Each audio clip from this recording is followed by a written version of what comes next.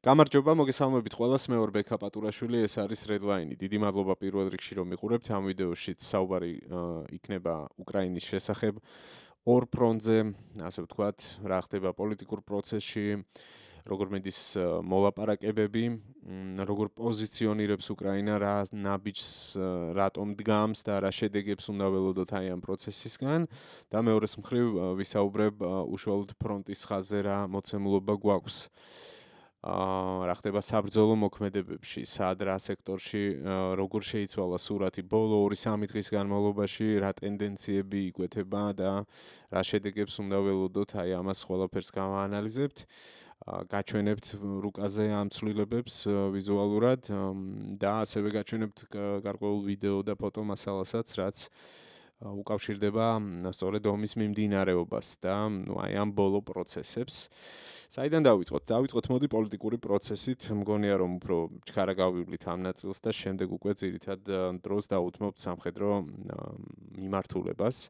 ჩემი წინა ვიდეო ეძღვნებოდა სტივ ვიტკოფს და მასთან დაკავშირებულ სკანდალს, ბლუმბერგის გამოქვეყნებულ სატელეფონო საუბრების შინაარს. სიტყვით იყო გაშიფრული ეს სატელეფონო საუბრები, დაწვრილებით აღარ შევალ ამ თემის განხილვაში. უბრალოდ თუ ვინმემ არ იცით ეს პროცესი, რა მოხდა, რა მნიშვნელობის იყო და რა კონტექსტის მატარებელი, შეგიძლიათ უბრალოდ ნახოთ ჩემი წინა ვიდეო და ყველაფერში გაერკვევით. ვინც იცით, ალბათ დამეთანხმებით, რომ აი ეს კაცი ამ შეხვედრაზე, აი ამ ოთახში არავითარ შემთხვევაში არ უნდა ყოფილიყო ჩვენ რომ თვალს ვადევნებდეთ ობიექტურ პოლიტიკურ პროცესს. არც ამ დელეგაციის შემადგენლობაში არ უნდა ყოფილიყო ამ მოლაპარაკებებზე და არც კიდევ მოსკოვში არ უნდა გამგზავრებულიყო, სადაც დიდი ალბათობით დღეს სწორედ 2 დეკემბერს ან ხვალ შეხვდება მორიგ-ჯერზე ვლადიმერ პუტინს. რა ვიცი, უარეს შემთხვევაში რაღაცა ახალ ეგრეთ წოდებულ სამშვიდობო გეგმას და პუნქტების ჩამონათვალს და წამოიღებს იქიდან რუსების ხელით დაწერილს, ან უკეთეს შემთხვევაში მორიგ ნახატს საჩუქრად პუტინისგან ტრამპისთვის. ნებისმიერ შემთხვევაში ხო ამ კაცის საქმიანობამ, პრაქტიკამ ასეთი რამ აჩვენა, რომ ეს მხოლოდ აი ამ ტიპის შედეგები შეიძლება მოიტანოს ვიტკოფის მოგზაურობებმა მოსკოვში და მისმა სატელეფონო საუბრებმა რუს კოლეგებთან. ამ ყველაფერს ცხადია ვამბობ ისევ და ისევ აი ამ ბლუმბერგის ჩანაწერებიდან გამომდინარე, როგორც მინიმუმ თავი რომ დავანებოთ მის მანამდე გაკეთებულ განცხადებებს და მათ შორის ინტერვიუებს, იგივე ტაკერ კარლსონთან პოდკასტში სტუმრობას, იქვე იგრძნობოდა, დასაწყისშივე იგრძნობოდა სტივ ვიტკოფი რა ტალღაზე იყო მომართული და აშკარად იკვეთებოდა თავიდანვე, რომ ის ძირითადად რუსეთის მიმართ და უშუალოდ პუტინის მიმართ რაღაც სიმპათიებით იყო გამსჭვალული. ერთ სიტყვით, რომ დავბრუნდე აი ამ ოთახში, ის აქ არ უნდა ყოფილიყო არც ერთ ვარიანტში, თავად ამერიკელები ითხოვდნენ ამას. უშუალოდ რესპუბლიკელი კანონმდებლებიც კი, კონგრესმენები, სენატორები ძალიან ღიად აკრიტიკებდნენ ვიტკოფს და ითხოვდნენ მის გათავისუფლებას ამ პოზიციიდან, პირდაპირ უწოდებდნენ მას მათ შორის მოღალატეს. იქიდან გამომდინარე, რომ ბევრის აზრით მან უღალატა პირველ რიგში ამერიკის შეერთებული შტატების ინტერესებს, როდესაც პირდაპირ აძლევდა ინსტრუქციებს და რეკომენდაციებს, როგორ უნდა ესაუბრა პუტინს ტრამპთან და ამით ჩაშალა უკრაინელებთან მეტნაკლებად დავაგებული პროცესი იმ დროისთვის. ესაც წინა ვიდეოს თემა არის და შეგიძლიათ იქ დეტალები ნახოთ. მოკლედ, რაც არის, ეს არის ფაქტია, რომ ტრამპი კვლავ ერთპიროვნულად იღებს სამხრივ გადაწყვეტილებებს, არავის კრიტიკას არ უსმენს და ვიტკოფი ისევ წარმოდგენილი არის იქ, სადაც არის. ამ შემთხვევაში რა მოხდა ამ შეხვედრაზე, მოკლედ რომ თქვა, არაფერი განსაკუთრებული, რამდენიმე საათს გაგრძელდა, შემდეგ ორივე მხარემ თქვა, რომ რთული, მაგრამ კონსტრუქციული საუბარი იყო, რაც ყველაზე მნიშვნელოვანი არის ამ პროცესიდან არის ის, რომ უკრაინისთვის განსაზღვრულ წითელ ხაზებს მიღმა მიმდინარეობს ეს პროცესი და აღარ არის ისე როგორც იყო იმ 28 პუნქტიანი ეგრეთ წოდებული სამშვიდობო გეგმის შემთხვევაში. უკრაინელებმა მკაფიოდ დააყენეს აქ პოზიცია, რომ მათთვის ტერიტორიული საკითხები, დათმობები არ განიხილება და ამ საკითხებზე საერთოდ არ მსჯელობენ ამ ეტაპზე. სხვა პუნქტებზე იყო აქ ამ შეხვედრაზე მაიამიში საუბარი. ასევე უკრაინელები წითელ ხაზად მიიჩნევენ სამხედრო კონტინგენტის შემცირებას და განახევრებას, როგორც ეს იყო მოთხოვნილი რუსულ დოკუმენტში და ასევე ისინი ჯერჯერობით ღიად ტოვებენ კვლავ ამა თუ იმ ბლოკში გაწევრიანების საკითხს. მოკლედ რომ თქვათ, უკრაინელებმა მოახერხეს და სათავისო რელსზე დააბრუნეს ეს სამშვიდობო პროცესი. როგორც ვიცით, 28 პუნქტიანი გეგმა საერთოდ შეგვიძლია დავივიწყოთ, ახლა არის გაცილებით ნაკლებ პუნქტზე და ახლობით 19 პუნქტზე არის ბოლო მონაცემებით საუბარი და ესეც არის რაღაც დამუშავების პროცესში, არანაირი შედეგები, რაღაც კონკრეტული არ იკვეთება და რა შეიძლება იცით ითქვას დამატებით, რომ ეს არის უკრაინისთვის ეს ძალიან კარგად ჩანს, რომ ეს არის უბრალოდ მოლაპარაკებებისთვის და მეტი არაფერი. მათი მთავარი ამოცანა ახლა არის ის, რომ აჩვენონ ამერიკულ მხარეს და აჩვენონ დანარჩენ მსოფლიოს, რომ უკრაინა ჩართული არის 100%-ით სამშვიდობო მოლაპარაკებებში. ისინი არიან დიპლომატიის მხარეს და არც ერთ შემთხვევაში მათ პირველ რიგში არ უნდათ, რომ ტრამპს მისცენ მიზეზი მორიგი ზეწოლის ტალღისთვის, რომ თითქოს ვინმე წარმოაჩინოს ისე, რომ უკრაინელები ხელს უშლიან პროცესს და მათ ომის გაგრძელება უნდათ. ისინი ყველანაირად აჩვენებენ, რომ კი ბატონო, ჩვენ აქ ვართ, ვიქნებით ყველგან, ყველა შეხვედრაზე, ყველა ფორმატში. თუ გნებავთ, ზელენსკი პირადადაც შეხვდება პუტინს იმისთვის, რომ სამშვიდობო შეთანხმება შედგეს და ახლავე მოეწეროს შეთანხმებას, რომ შეწყდეს ცეცხლი, მაგრამ თან ამ ყველაფრის მთელი ქვეტექსტი ის არის, რომ ჩვენ გვინდა მშვიდობა, უკრაინელებს უნდათ მშვიდობა, მაგრამ პუტინი არ არის სამსვლელი სამშვიდობო პროცესზე. აი ამას ღეჭავენ, ასე ვთქვათ, აი ესე ჟარგონზე რო ვთქვათ, უკრაინელები და სულ ეს არის. მათ უნდათ აი ამის ძალიან ცხადად წარმოჩენა და ამას ემსახურება სწორედ ეს ყველაფერი, ალბათ ასეც გააგრძელებენ და ეს არის ძალიან მნიშვნელოვანი ყოველ ჯერზე. საერთო ჯამში, დიდ სურათში რომ შევხედოთ, არც ეს მოლაპარაკებები და კიდევ 10 რომ გაიმართოს აი ამის მსგავსი ან ამერიკაში, ან სადმე სხვაგან, საბოლოოდ არაფრის მომცემი არ არის და აი ამას ყველაზე ნათლად აჩვენებს პირველ რიგში ვლადიმერ პუტინის ქცევა. აი შეხედეთ, სულ რამდენიმე საათის წინ პუტინი ისევ გამოჩნდა სამხედრო ფორმაში გამოწყობილი, ალბათ თუ არ მეშლება ბოლო 2-3 კვირაში უკვე მეორედ გამოჩნდა სამხედრო ფორმაში ჩაცმული, რაც თავისთავად არის სიმბოლური დატვირთვის მატარებელი.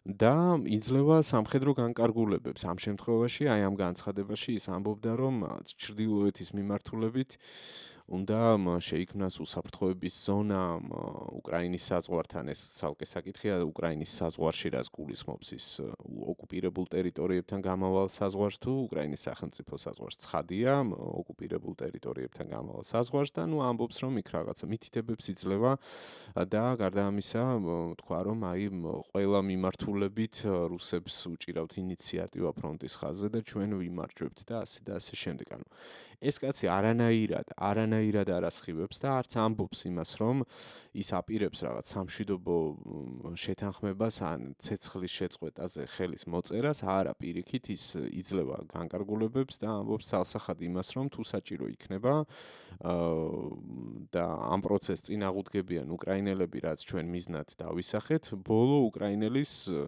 განადგურებამდე მზად ვართ და ამაზე ვართ წამსვლელიო. ეს არ არის ჩემი მოგონილი, პუტინმა ეს სიტყვები თქვა რამდენიმე დღის წინ, როდესაც ის იყო თუ არ ვცდები ბიშკეკში იყო, ხო? კი, ბიშკეკში იყო, იქ რაღაცა ფორუმს ესწრებოდა და იქ მე სიტყვით გამოსვლა ქონდა, სადაც ეს ილაპარაკა ზუსტად, რომ ჩვენ არ ვაპირებთ გაჩერებას. ღიად თქვა ის, რასაც ვერაფრით ვერ იგებს ტრამპი მაგალითად და ვერ იგებს ბევრი კიდევ სხვა, ვინც ფიქრობს, რომ არა პუტინს არ სურს რაღაც მთლიანი უკრაინის ოკუპაცია და ასე შემდეგ. რეალურად აბსოლუტურად სახეზეა ეს როგორც პოლიტიკურ განცხადებებში, ასევე პუტინის ქცევაში და ასევე რაც მნიშვნელოვანია გადაწყვეტილებებში.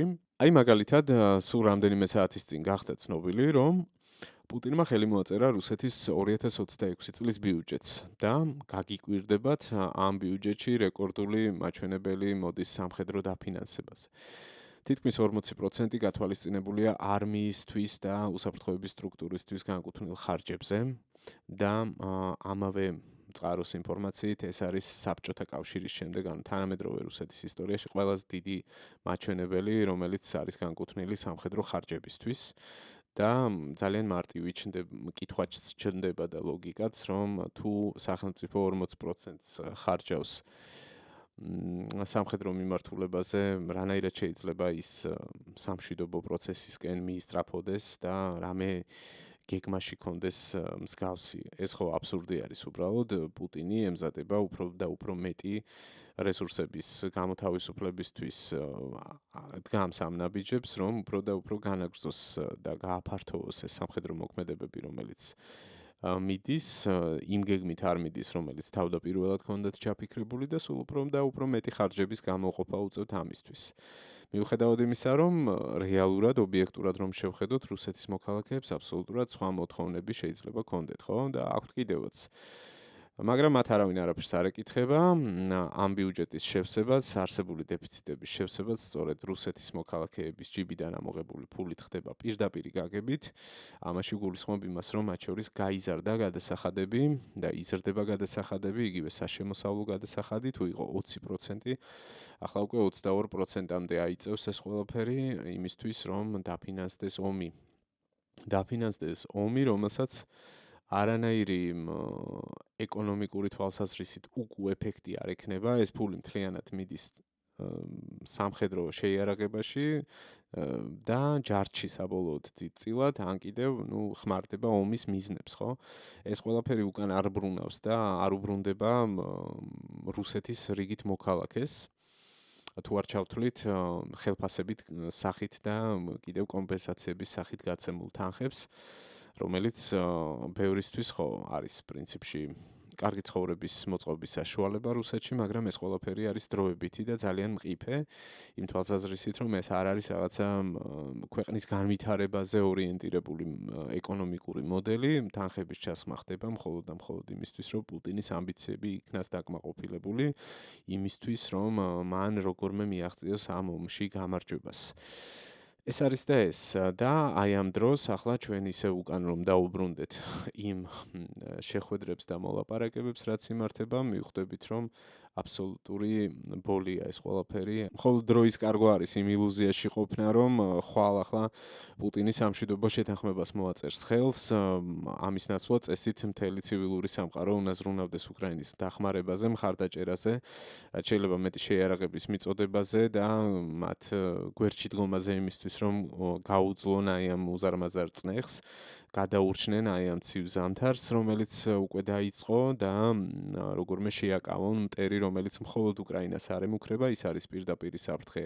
არც თუ ისე შორ პერსპექტივაში აღმოსავლეთ ევროპის ქვეყნებისთვის, ბალტიის ქვეყნებისთვის და ამას ყველაზე კარგად უკვე გრძნობენ თავად ამ ქვეყნებში, სადაც ხან დრონები გადაფრინდებიან ხოლმე სრულიად შემთხვევით მათ საჰაერო სივრცეში, ხან ავიაგამანადგურებლებიც კი და ხან კიბერშეტევები ხორციელდება და ასე და ასე შემდეგ. ამაზე ხშირად გვისაუბრია ჩვენ წინა ეპიზოდებშიც, ხო? ერთადერთი ტრამპის პოლიტიკა ვერ მოვიდა აი ამ პროცესთან თანხვედრაში, ჯერჯერობით და სულ ერთ და იგივე წრეზე ვტრიალებთ. ახლა ვიტკოფი გააგზავნა კვლავ მოსკოვში და დიდი ალბათობით ვიტკოფისგან გადაცემული დანაბარების შემდეგ ისევ უნდა ველოდოთ მორიგ რაუნდს, როგორ გაწნეხავს ტრამპი ზელენსკის და როგორ იტყვის იმას, რომ ზელენსკის კარტები არ აქვს და ტერიტორიები უნდა დათმოს და ასე შემდეგ. დიდი ალბათობით სწორედ აქეთ წავა ეს პროცესი. გადავინაცვლოთ ახლა უშუალოდ საბრძოლო მოქმედებებზე და ვნახოთ რა ხდება ფრონტის ხაზზე, როგორ ახერხებს უკრაინა თავი გაართვას ძალიან რთულ ამოცანას, რომ წინააღმდეგობა გაუწიოს რუსეთის საოკუპაციო არმიას.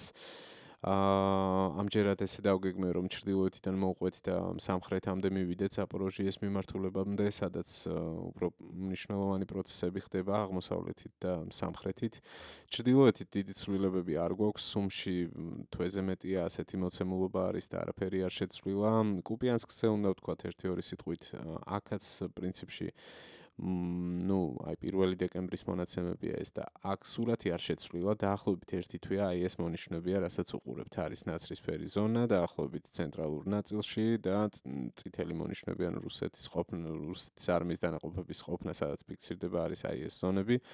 მაგრამ ამ მონიშნების მიღმა არის ასეთი ინფორმაცია, თავად ზელენსკიმაც გააკეთა ამაზე ბოლო განცხადებაში აქცენტი, რომ კუპიანსკში ძალიან წარმატებით ხორციელდება ცენტრალურ ნაწილში წმენდითი ოპერაციები და რუსებს ავიწროვებენ აქ, ვნახოთ იქნება თუ არა განახლება მომდევნო დღეებში, დავაკვირდეთ მოკლედ რა პროცესი წავა კუპიანსკთან მიმართებით. და ახლა წავიდეთ უკვე პირდაპირ დონეცკის მიმართულებაზე, სადაც ყველაზე საინტერესო და ამდროულად რთული პროცესი ვითარდება პოკროვსკის გარშემო, მირნოგრადის გარშემო, როგორც ხედავთ, აქ უფრო და უფრო ვიწროვდება ეს ეგრეთ წოდებული ჯიბე, რაც არის ძალიან სახიფათო. 1 დეკემბრის მონაცემი, ერთი დღით ადრე 30 დეკემბერს აქ უფრო მეტი დაშორება იყო, როგორც ჩანს, ხო, ხედავთ ნაცრისფერი ზონა აქ უფრო ფართო იყო. არ არის აქ დიდ ტერიტორიაზე საუბარი ამ შემთხვევაში, აი აქ იგივე აი ამ ზონაში დაახლოებით 2 კილომეტრი და 600 მეტრი იყო. არ არის თავისთავად ეს დიდი მანძილი, აქ დაახლოებით 1 კილომეტრია, კილომეტრი და 300 და ისედაც ეს ვიწრო ყელი უფრო მეტად შევიწროვდა და აქ გაიზარდა კიდევ უფრო მეტად დაფარვის ნაცრისფერი ზონა, სადაც ფიქსირდება შეჟონვა რუსული არმიის ეგრეთ წოდებული შტურმავიკების. ნუ აქ დიდი მსჯელობა არ ჭირდება, სურათი ყველაფერს ამბობს, რასაც თავად ხედავთ. ეს ცვლილებები მხოლოდ და მხოლოდ აჩვენებს იმას, რომ მირნოგრადში და მის გარშემო მყოფი უკრაინელი სამხედროებისთვის რისკები მატულობს და არ იკლებს. მართალია გენშტაბი ირწმუნება, რომ აქ მომარაგების ხაზები არსებობს. ლოჯისტიკა გამართული არის, მაგრამ აქაც პრობლემები მხოლოდ მოიმატებს, არავითარ შემთხვევაში არ დაიკლებს აი ამ ცვლილებების გათვალისწინებით. და მათ შორის უკრაინელი მიმომხილველები, იგივე Deep State-ის წყაროს ანალიტიკოსები თავის ბოლო მოხსენებებში წერენ, ბოლო რეპორტებში, რომ უკრაინელი სამხედროების გადაადგილება ფაქტობრივად არ ხდება აქ, აი ამ ნაწილში, იმის გათვალისწინებით, რომ ძალიან დიდი რისკია ნებისმიერი მოძრაობა, მათი სიტყვებით რომ ვთქვათ, არის დაკავშირებული პირდაპირ დრონის საფრთხესთან, ან პირდაპირ კონტაქტში შესვლასთან მოწინააღმდეგესთან. შესაბამისად, ისინი წერენ, რომ მომარაგება ხდება ძირითადად დრონების გამოყენებით. საჰაერო დრონებს იყენებენ უკრაინელები იმისთვის, რომ მოამარაგონ ჯარისკაცები ტყვია წამლით, ან საკვებით, ან სხვა საჭიროებებით და ასევე იყენებენ სახმელეთო რობოტებს, ეს ძალიან აქტიურად გამოიყენება ბოლო პერიოდში ეს ტექნოლოგიური მიღწევები და ნუ აქ საუბარი ზედმეტია რაღაც კოლონების გადაადგილებაზე აი ამ მცირე ზონაში და კიდევ რაღაცა დიდი ჯგუფების, ქვეითების შესვლა გამოსვლაზე. აი ესეთი რთული სიტუაცია არის. რაც შეეხება ნაცრისფერ ზონებს, აქ მუდმივად ცვალებადია სურათი, დილით შეიძლება ერთ შენობას აკონტროლებდნენ უკრაინელები, საღამოს აკონტროლებდნენ რუსები და პირიქით, ამიტომაც დიდი ხნის განმავლობაში, განსაკუთრებით ჩრდილოეთ და აღმოსავლეთ ნაწილში პოკროვსკის სურათი უცვლელია, ნაცრისფერი ზონა არის, სამაგიეროდ ამ დღეების განმავლობაში თანდათან უფრო და უფრო მეტი ძალების შემოყვანა ხდება რუსების მხრიდან, ისინი აწყობენ აქ საყრდენ პუნქტებს და სულ უფრო და უფრო მეტ ჯარისკაცს აგზავნიან სახორცე შტურმებში, მათ არანაღლებთ ეს დანაკარგები, ძალიან ბევრი რუსი სამხედრო ეწირება აი ამ პროცესს, მაგრამ ხო, მათ არავინ არ ითვლის. უამრავი მძიმე კადრია სოციალურ ქსელებში, Telegram არხებზე, ამ ყველაფრის მიუხედავად, პუტინს თავისი გეგმები აქვს მას პოლიტიკური მიზნებისთვისაც მინიმუმ ჭირდება, რომ გამოაცხადოს, რომ ეს ზონა სრულად ოკუპირებულია. პრინციპში აცხადებს კიდევაც ამას, მაგრამ რეალურად სურათი სხვა არის. კი პოკროვსკის მიჟნოგრადის გარშემო სურათი მძიმეა, მაგრამ ფაქტი არის ის, რომ ეს ქალაქები ამ მომენტისთვის ოკუპირებული არ არის. ნახოთ მოკლედ რა შეიცვლება აქ, რა მოხდება და წავიდეთ ახლა უფრო სამხრეთით.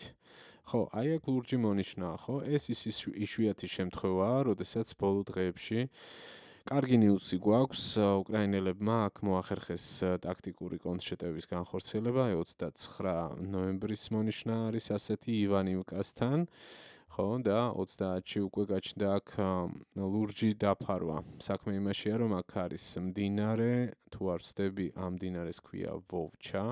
ნახოთ აქ შეიძლება გამოჩნდეს მდინარის დასახელებაც, ხო, ერთ სიტყვით, აქ მდინარე ჩამოდის, თავიდან რუსებმა წინ წაიწიეს, აქ წინსვლა ჰქონდათ, მაგრამ ამ შემაღლებული ზონიდან, აქ როგორც ვნახე სხვა რუკებზე, სადაც რელიეფი აღიქმება, არის უფრო შემაღლებული ადგილი, მოახერხეს უკრაინელებმა მათი პოზიციების დაცხრილვა და უკან დაახევინეს მოწინააღმდეგეს და საბოლოოდ აღადგინეს აი აქ კონტროლი, როგორც ხედავთ, პატარა ლურჯი მონიშნო, პატარა პოზიტიური სიახლე. ვნახოთ მთლიანობაში როგორ მოახერხებენ ისინი აქ ტრის შეკავებას.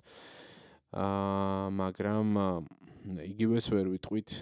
ხო, აი აქ კიდევ ერთი ამბავი იყო, რაზეც წინა ვიდეოშიც მქონდა, თუ არ ვცდები, ერთ-ერთ წინა ვიდეოში საუბარი, ნოვოპავლივკა, აი ეს ნაცრისფერი მონიშნა, აქ დაახლოებით 10 კილომეტრიანი გაქცევა ჰქონდათ რუსებს, მაგრამ წარუმატებელი აღმოჩნდა ეგ ამბავიც, აქ გადაუჭრეს მოკლედ და ძალიან ბევრი განადგურდა, ტყვედ ჩავარდა, იყო ასევე კადრებიც განადგურებული ტექნიკის შესახებ. მოკლედ, აქ მეტნაკლებად წარმატებულად ოპერირებენ უკრაინის დამცველები, მაგრამ რაც შეეხება ჰულაიპოლეს, აი აქ სიტუაცია თანდათან უფრო მძიმდება. და ბოლო პერიოდში, ბოლო თუნდაც 2 კვირის განმავლობაში აქ გვაქვს ძალიან დიდი გაქცევა და ძალიან სახიფათო პროცესი, რომელსაც გვთავაზობენ რუსეთის საოკუპაციო ჯარები. აი ნახეთ, მოდი გადავიდეთ რა ხდებოდა ნოემბრის დასაწყისში. აი 1 ნოემბერი. 1 ნოემბერს იყო ასეთი მოცემულობა. ჰულაიპოლედან საკმაოდ დიდი მანძილით იყო მოშორებული ფრონტის ხაზი. აქაც როგორც ხედავთ, უკრაინელები აკონტროლებდნენ, მაგრამ შემდეგ აი ყოველ დღე ძალიან სწრაფი ტემპით წავიდა პროცესი. აქ ჩავარდა უკრაინელების თავდაცვის ხაზი, მათ მოუწიათ უკან დახევა, ვრცელდება ინფორმაცია იმის შესახებ, რომ იყო ძალიან დიდი ქაოსი და დაბნეულობა ამ პერიოდის განმავლობაში და მათ შორის მეგობრული ცეცხლიც დაფიქსირდა უკრაინელებს შორის და საბოლოოდ ამ ეტაპზე, ამ დროისთვის, როგორც იუწყებიან, მეტნაკლებად ეს ქაოსი დასტაბილურდა, აქ დამატებითი ძალები შეიყვანეს და ასე თუ ისე ჰულაიპოლეს გარშემო გაამაგრეს თავდაცვითი ხაზი. ნახოთ როგორ გადაეწყობიან და მოახერხებენ თუ არა უკრაინელები თავად ჰულაიპოლეს უშუალოდ აი ამ საშუალო ზომის ქალაქის დაცვას. ეს არ არის დიდი ქალაქი, მაგრამ ამ ზონაში ერთ-ერთი საკვანძო დასახლებული პუნქტი არის და მისი დაცვა ცხადი არის მნიშვნელოვანი. ფაქტია, რომ რუსები უკვე ძალიან ახლოს არიან, პრინციპში უკვე ერთ-ერთ გარე უბანში ვხედავთ აქ დასახლებულ პუნქტში ნაცრისფერი ზონა გაჩნდა, რაც ნიშნავს იმას, რომ ხდება შეჟონვა. შეტევა ძირითადად ვითარდება ჩრდილოეთის მიმართულებიდან და აღმოსავლეთიდან, როგორც ხედავთ და ეს ბოლო ცვლილებები აჩვენებს, რომ რუსების ამოცანა არის, რომ გავიდნენ აი ამ გზაზე, გადაჭრანეს მომარაგების გზაც ამ შემთხვევაში და დაიკავონეს პატარა დასახლებებიც იმისთვის, რომ პრინციპში გაკეთდეს კიდევ ერთი ჯიბე ამ შემთხვევაში, ჩრდილოეთიდანაც პოზიციები გაიმყარონ და აღმოსავლეთიდანაც შეუტიონ ჰულაიპოლეს იმისთვის, რომ საბოლოოდ მოჭრანეს ზონაც და მოახდინონ ამ ქალაქის ოკუპირებაც. პროცესი უკვე ძალიან ახლოს არის ჰულაიპოლესთან, აქამდე თუ ლაპარაკობდით, რომ ჯერ კიდევ რაღაცა ტერიტორიები რჩებოდა და ველოდებოდით, როგორ შეძლებდა აქ თავდაცვის ხაზის გამაგრებას უკრაინა. ფაქტია, რომ ეს თავდაცვის ხაზი უკვე ჩამოშლილი არის და არ იმუშავა მათმა წინააღმდეგობამ ამ შემთხვევაში. დამატებით რაც შემიძლია გითხრათ ჰულაიპოლეზე არის ის, რომ ქალაქი უკვე ძალიან ინტენსიურად იბომბება რუსული საავიაციო ბომბების გამოყენებით. აი აქ მაქვს მე კიდევ ერთი რუკა, სადაც შესაბამისი მონიშნები ჩანს, შესაბამისი კოორდინატებით და არის მიბმული ლინკებით, სადაც ფოტო და ვიდეო დადასტურებაც არის. აი ეს მონიშნები მოკლედ ყველგან იმას აღნიშნავს სწორედ, რომ ამ წერტილებში გამოყენებული იქნა საავიაციო ბომბებით დარტყმები რუსი ოკუპანტების მხრიდან. ზოგადად საავიაციო ბომბებს რუსეთი ძალიან აქტიურად იყენებს ფრონტის სხვადასხვა სექტორში. მხოლოდ ჰულაიპოლეზე არ არის აქ საუბარი, იგივე ხდება მაგალითად ბოლოს კადრები რაც ვნახე პოკროვსკის, მიჟნოგრადის მიმართულებით, კოსტიანტინივკაც იბომბება ძალიან ინტენსიურად და სხვა ქალაქებიც დონეცკის ოლქში და ამ მართვაც ავიაციო ბომბებს აქვს ძალიან დიდი დამანგრეველი ეფექტი. მაგ რამდენიმე კადრი ლინკები შენახული და მე თქვენ ამას გაჩვენებთ ახლა. თუ რა ხდება მაშინ, როდესაც რამდენიმე ტონიანი ბომბები ეცემა საცხოვრებელ კვარტლებს. აი ნახეთ, ეს არის მიჟნოგრადი მაგალითად, ნახეთ რამხელა აფეთქების ტალღა არის, ერთ კორპუსს კი არა, მთელ ბლოკს ამ დასახლებულ ზონას შლის ერთი ბომბის დაცემა, ეს არის ძალიან დიდი დამანგრეველი ძალა. პოკროვსკის გარდა აგერ არის მაგალითად, ხო, ის იყო მიჟნოგრადის კადრები, ეს არის უკვე პოკროვსკი და აქაც უსარმაზარი აფეთქება ხდება. ნახავთ ახლა, შეხედეთ. საშინელებო მთელი კვარტალი დაანგრია პრინციპში ამ ერთმა დაცემულმა ბომბმა. ნუ მოკლედ ეს მართვადი საავიაციო ბომბები უკრაინისთვის არის სერიოზული პრობლემა და ცდილობენ ისინი რომ კონტრზომები მიიღონ მათ გასანეიტრალებლად, პრინციპში ამაზე უნდა მოგიყვეთ ახლა. მანამდე უნდა ითქვას რომ მხოლოდ რუსები არ იყენებენ პრინციპში, უკრაინელებსაც აქვთ ეს სისტემა შემუშავებული, როდესაც საავიაციო ბომბებს მიმართავენ კონკრეტულ სამიზნეზე და ახდენენ მის განადგურებას. მე არ ვარ სამხედრო შეიარაღების ექსპერტი, მაგრამ დაახლოებით შემიძლია აგიხსნათ რაზე არის საუბარი, გაჩვენოთ შესაბამისი კადრებიც. აი ეს არის მომენტი, როდესაც ხდება საავიაციო ბომბის ჩამოგდება, შემდეგ იშლება ფრთების კონსტრუქცია იყო, როგორც დაინახეთ, აი აქ ახლო ხედითაც ჩანს ეს ყველაფერი და ნუ აი ამ მართვის დამატებითი სისტემის მეშვეობით ხდება უკვე სამიზნემდე აი ამ საავიაციო მძიმე საავიაციო ბომბების მიყვანა და შესაბამის ტექნოლოგიას, როგორც თქვი, რუსების გარდა ფლობენ უკრაინელებიც და ისინიც იყენებენ, მაგრამ ამ შემთხვევაში სიახლე მდგომარეობს იმაში, რომ უკრაინის შეიარაღებული ძალების ინფორმაციით მხოლოდ სექტემბერსა და ნოემბერში, აი ამ მონაკვეთში, მათ მიერ შემუშავებული სპეციალური გადამჭერი დრონების მეშვეობით, რომელიც კონკრეტულად აი ასეთი ტიპის საფრთხის გასანეიტრალებლად არის განკუთვნილი, დაახლოებით 100-ზე მეტი ასეთი მართვადი ავიაბომბის განადგურება მოხდა, რაც არის მიიჩნევა, რომ არის საკმაოდ კარგი მაჩვენებელი. თუ გავითვალისწინებთ იმ ეფექტს, იმ დამაგრეվել ეფექტს, რაც გაჩვენეთ, 100 ბომბის განეიტრალება არ არის პატარა საქმე და ეს ნიშნავს პირდაპირი საფრთხის, ძალიან დიდი პირდაპირი საფრთხის არიდებას უკრაინული ქალაქებისთვის, როგორც მშვიდობიანი მოსახლეობისთვის, ასევე სამხედრო პერსონალისთვისაც ძალიან დიდ საქმეს გააკეთებენ უკრაინელები თუ დახვეწენ ამ ტექნოლოგიას და განავითარებენ, იმიტომ რომ როგორც თქვი უკვე ეს მართვადი საავიაციო ბომბები მათთვის წარმოადგენს სერიოზულ პრობლემას ამ დროისთვის. მოკლედ აი ამ თანამედროვე ტექნოლოგიურ ომში, რომელსაც თვალს ვადევნებთ, არის ეს ტექნოლოგიური რბოლა ცხადია.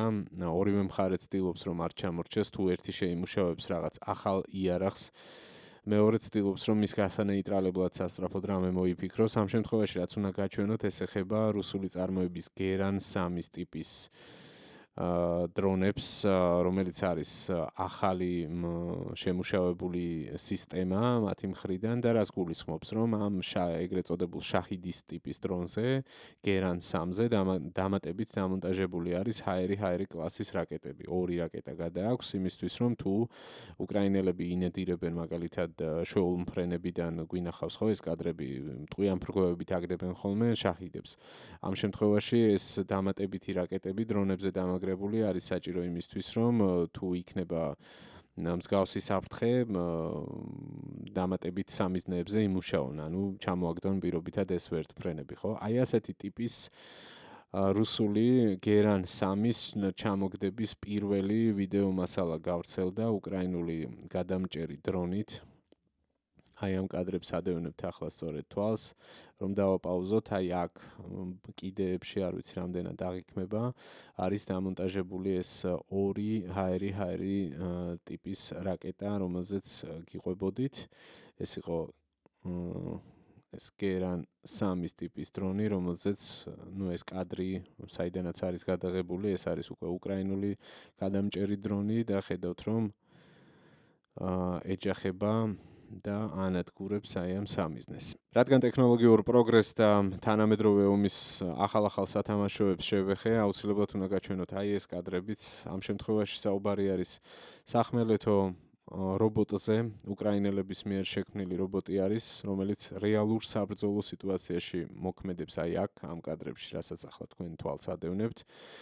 რუსული ჯავშან ტრანსპორტიორი მოძრაობს გზაზე, რომელსაც ცხრილავს ამ ტყვიან ფრქვევით რობოტი, უპილოტო სისტემა. AI აქვს ჩაშენებული ხელოვნური ინტელექტი, რომლითაც ხდება დამიზნება, განსაზღვრა სამიზნის, ასევე ხდება დისტანციურად ამ რობოტის მართვა, მისი გადაადგილება, აი აქ ამ შემთხვევაში ხედავთ, ხო, ეს ჯავშან ტრანსპორტიორი რუსული გაცდა. შემოbrunდა ხელახლა დაუმიზნებს შემდეგ და იწყებს კვლავ სამიზნის განადგურებას და შემდეგ გავრცელდა ინფორმაცია, რომ ეს ოპერაცია იყო წარმატებული და ამ რობოტმა მოახერხა რუსული ჯავშან ტრანსპორტიორის განადგურება და ამაზე ძალიან აღფრთოვანებულები წერდნენ სამხედრო მიმოხილველები, მათ შორის ქართველებიც. მე შემოხვდა იგივე გიგა ინაშვილის პოსტი. გიგას კარგად იცნობ ჩემი მაყურებელი, ერთ-ერთი ყველაზე კომპეტენტური კაცია, ვინც კი საქართველოში მეგულება და არა მხოლოდ მე მეგულება. ის ძალიან კარგად ერკვევა შეიარაღებაში და აღწერდა მოკლედ აი ამ ტყვიან ფრქვევის ტყვიებსაც, მის შესაძლებლობებს, მის ეფექტს და აღწერდა იმასაც, რომ ეს კონკრეტული რუსული ჯავშან ტრანსპორტიორი თავისი თავდაცვითი შესაძლებლობებით და ჯავშანის სისქით ვერავითარ შემთხვევაში ვერ გაუძლებდა ასეთ ინტენსიურ ცეცხლს, რომელიც განხორციელდა სრულიად უსაფრთხოდ, სადღაც იჯდა ოპერატორი, რომელიც დისტანციურად მართავდა რობოტს და ის ანადგურებდა სამიზნეს. მოკლედ ასე რაღაცა თანდათან მივდივართ შემდეგი თაობის საბრძოლო მოქმედებებთან, სადაც უკვე როგორც ხედავთ, რობოტები არიან მხოლოდ საქმეში. დაუპილოტო სისტემების გამოყენებით ჩატარებული კიდევ ერთი შთამბეჭდავი და ძალიან გახმაურებული ოპერაცია, რომელიც რამდენიმე დღის წინ მოხდა, შესაძლოა ეს ამბავი შემოხვდეთ, შესაძლოა არც გინახავთ, ნებისმიერ შემთხვევაში მე ამ კადრებს კიდევ ერთხელ გაჩვენებთ, რომც გქონდეთ ნანახი, ძალიან ეფექტური მასალა არის.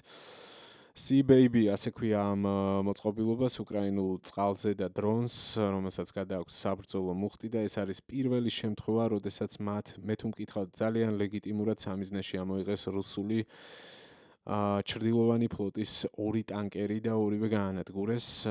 იწვის ნავთობი, რუსული ნავთობი სანქცირებული, რომელიც ესე ფარულად ამ ჩრდილოვანი ფლოტის მეშვეობით გადააქვთ და ასაღებენ თითქოს შემდეგ არ არის ეს რუსული ნავთობი, ამით შედის მილიარდები რუსეთის ბიუჯეტში და ფინანსდება შემდეგ ის ომი, რომლითაც უკრაინულ ქალაქებს ბომბავენ, უკრაინელ მშვიდობიან მოსახლეობას ხოცავენ და რატომაც არა. ხო, აქედან გამომდინარე, უკრაინას აქვს ლეგიტიმური ესეთი პოზიცია, რომ მათ აქვთ უფლება, როგორც შეუძლიათ ისე შეუშალონ ხელი რუსეთის სამხედრო მანქანას და ეს არის ერთ-ერთი ახალი შესაძლებლობა და ერთ-ერთი ახალი მიმართულება, რომლითაც ახალი ფრონტი გახსნეს უკრაინელებმა. როგორც ცნობილია, ისინი ძალიან აქტიურად უტევენ შორი მოქმედების რადიუსის დრონების თუ რაკეტების გამოყენებით ნავთობ ობიექტებს რუსეთის სიღრმეში, ასევე ოკუპირებულ უკრაინულ ტერიტორიებზე.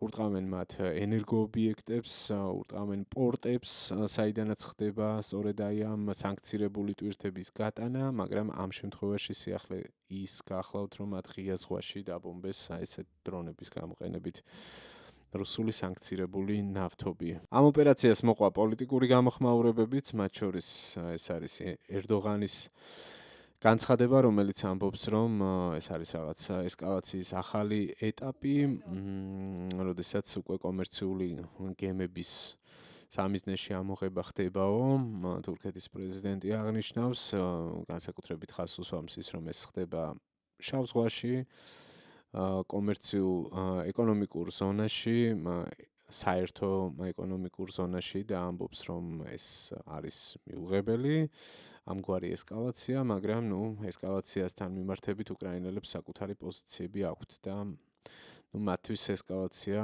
გაცილებით ადრე მოხდა ამ პროცესის და შესაბამისად ისინი ახლა მხოლოდ არიან თვითგადარჩენის რეჟიმში და აკეთებენ ყველაფერს, რაც მათ ხელთ არის, იყენებენ ყველა შესაძლებლობას იმისთვის, რომ შეაჩერონ აი ეს კაცი პუტინი, რომელიც სულ ახალ და ახალ გეგმებს ახავს უკრაინის ქალაქების და მათი მოსახლეობის გასანადგურებლად, ამ შემთხვევაში ასე სამხედრო ფორმაში გამოწყობილი. Როგორც თქვი, ხვალ უკვე ის დიდი ალბათობით შეხვდება სტივ ვიტკოფს, ალბათ უკვე პიჯაკში გამოწყობილი ცხადია და შემოგთავაზებს მორიგ ბოლს.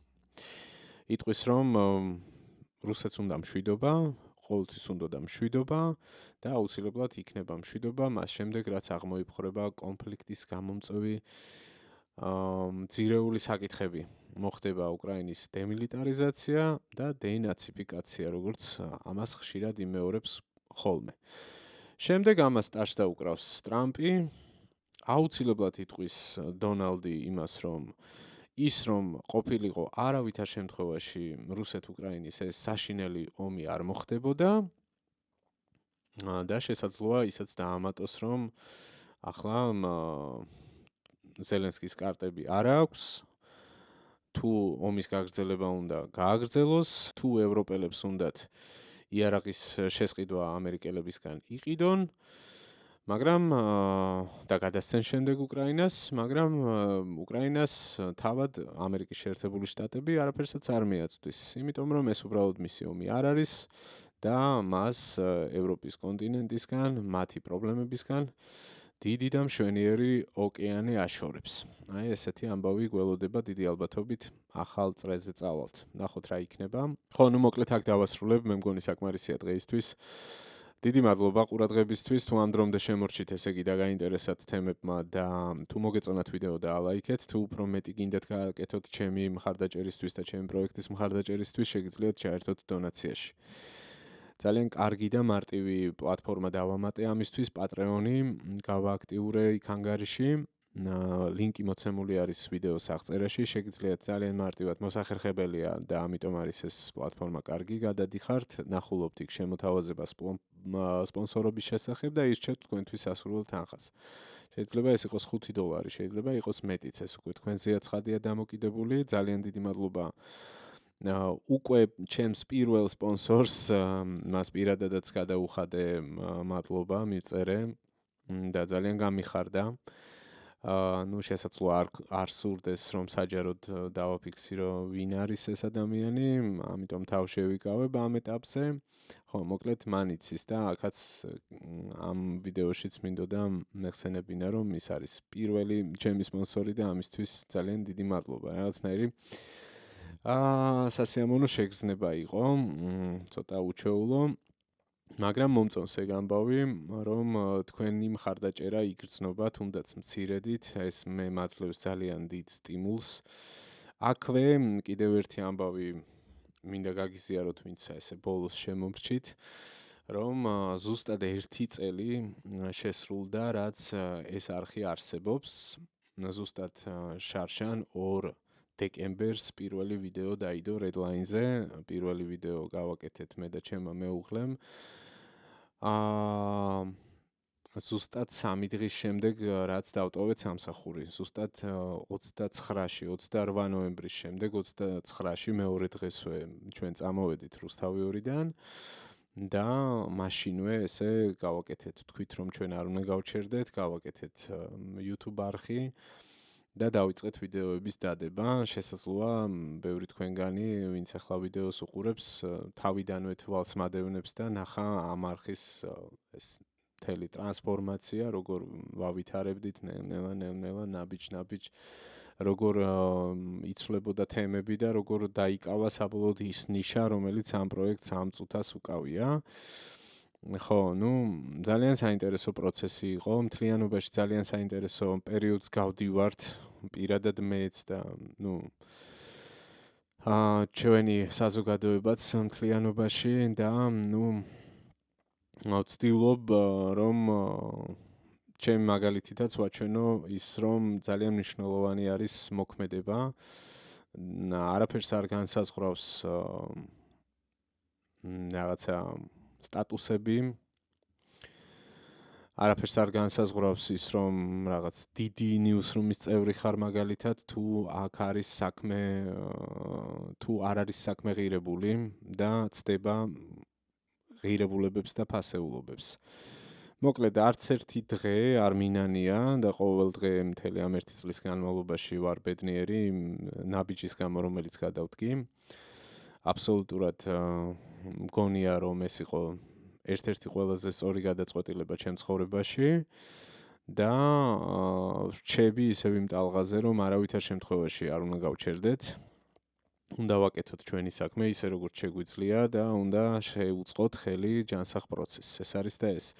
ამას ემსახურება ჩემი არხიც, ამას ემსახურება ის, რასაც ვაკეთებ მუდმივად, ვცდილობ რომ ჯანსაღი წარმოდგენა შევქნა პროცესებზე, რომელიც მიმდინარეობს და ვცდილობ რომ ადამიანებს მივაწოდო ინფორმაცია, რომელსაც ხშირად ძირითადი მედია საშუალებები მათი პოლიტიკური დღის წესრიგიდან გამომდინარე არ აწვდიან, ან აწვდიან დამახინჯებულად, ან აწვდიან ფრაგმენტულად და მთლიანობაში მაყურებელს არ რჩება იმის საშუალება, რომ სრულყოფილი სურათი დაინახოს. მოკლედ ისევ გამიგრძელდა, სულ ეგ არის რაზეც თქმაც მინდოდა, 1 წელია უკვე თქვენთან ერთად ვარ ამ პროექტით, ძალიან მიხარია, ძალიან ვამაყობ და მიხარია პირველ რიგში ის რომ ჩართულობას ვხედავ, თქვენ მხარდაჭერას ვხედავ.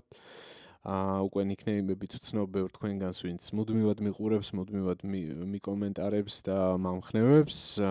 დიდი მადლობა თქვენ ამისთვის, გააგრძელეთ ჩართულობა, გააგრძელეთ სპონსორობა და ნახოთ თანდათან უფრო და უფრო იმედი მაქვს რომ განვავითარებთ და დაიხვეწება კიდევ უფრო Redline 1 წლიანი მუშაობის შემდეგ. ეს 1 წელი ძალიან საინტერესო გამოცდილება იყო უდაოდ. დიდი მადლობა და გემშვიდობებით შემდეგ ეპიზოდამდე ნახვამდის.